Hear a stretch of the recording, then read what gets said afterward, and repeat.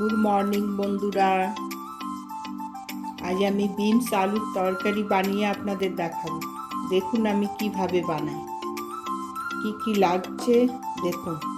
গোটা গোটা জিরা, শুকনো লঙ্কা, ধনে, জিরে, হলুদ, লঙ্কা, নুন।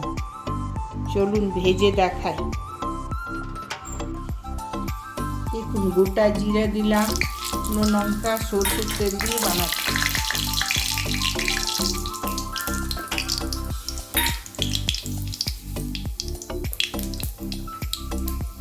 আলুটা ছেড়ে দিলাম।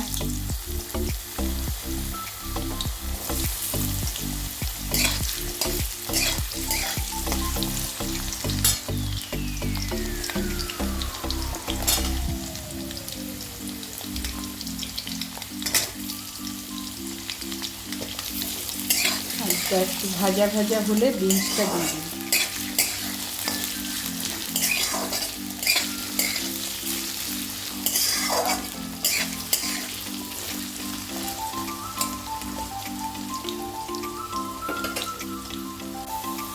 দেখুন আলুটা ভাজা ভাজা হয়ে গেছে, এরপরে বিনসটা দিয়ে দিই।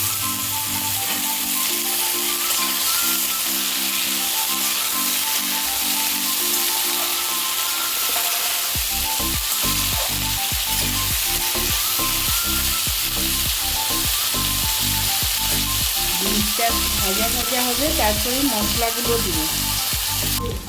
দেখুন হলুদ দিলাম, লঙ্কা, নুন, দেখুন জিরে, ধনে,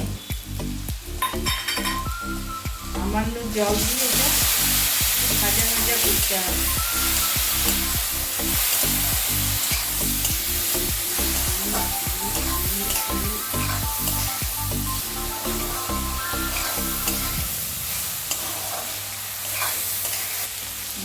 দেখুন জল দিয়ে দিলাম।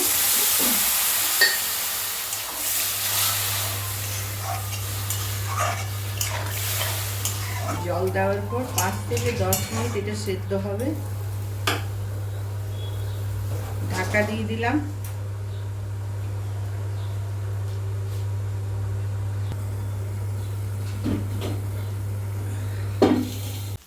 দেখুন বিনস আলু ভাজা ভাজা হয়ে গেছে, এবারে নামিয়ে নেব, বেনে গেছে।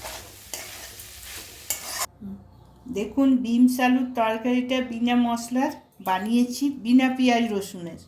আপনারাও বাড়িতে বানাবেন, বানিয়ে দেখবেন আর খেয়ে বলবেন কেমন লেগেছে, আর লাইক করবেন, শেয়ার করে দেবেন।